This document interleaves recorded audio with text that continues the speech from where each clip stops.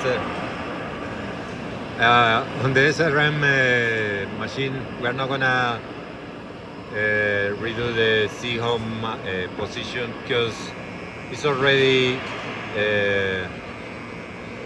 defined, meaning that the machine has a linear scale, which is this one, and we haven't moved that linear scale. We have just changed the encoder, the ball screw, meaning that we removed the servo motor and its encoder. So, but this is the measurement system number 1, and the scale is the measurement system number 2, and the scale is active. So even though that we remove the ball screw and the motor and the encoder, it's not necessary to correct the home position or reference position.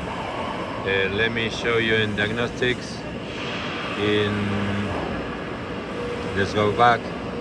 Here in diagnostics, we can see that the x-axis, z-axis, and y-axis, and we can see in all of them we have the measurement system number 2 active, which is the scale. All of them have a scale, linear scale, and the encoder on the servo motor, which is the measurement system number 1, is inactive. So that's why we don't need to do the change. But you'll see that we have a difference in position in between the system number 2 and then number 1. We have 8 millimeters or so. And if we should, or if we need to disable the system measurement system number 2, the direct measurement system, we need to take this value as a reference for this system and declare that position as a new one. So that is just one comment that we can do. And then let me go back, and then we have other different service mode or service data for the drive and motor.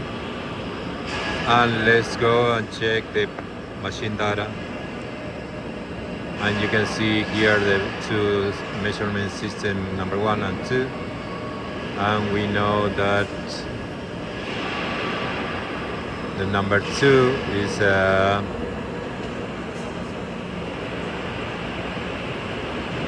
general absolute encoder, and then the number 1 is a raw signal generator, high resolution, which is the encoder on the board. Okay, that's it.